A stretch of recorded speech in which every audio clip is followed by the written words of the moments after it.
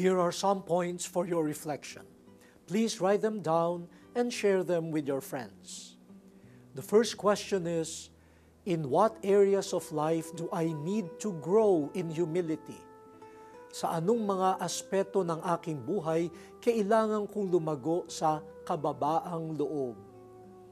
The second question is, do I associate with the lowly and neglected? Ako ba'y nakikihalubilo sa mga mabababa at pinapabayaan?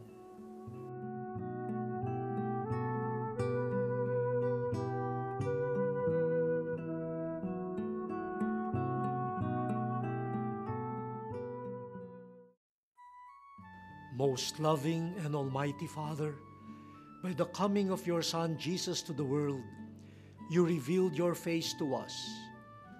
By his death on the cross, your mercy flowed to the world from his pure heart. By his resurrection, you revealed that you are the God of life, love, peace, mercy, and light. Father, we easily forget. Remind us that we are created in your image, that every breath is your gift, that you made us stewards of your creation and of each other, that we are your children. By the power of the Holy Spirit, strengthen our faith that we may not lose our way. Deepen our hope that we may not despair. Revive every heart that has grown cold. Make it like the heart of Jesus, aflame with love for you and neighbors. Together with Mary, our Mother, hear our prayer in Jesus' most holy name.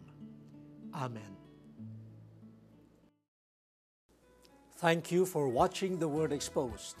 May the Word of God renew us to be compassionate and merciful Christians like our Lord. May it likewise lead us to a greater service of God and of our neighbors. May God's blessings and protection be always with you. See you next Sunday here on The Word Exposed. Pagliligtas ng Diyos nasa krus ni Jesus, ang siyang sa mundo'y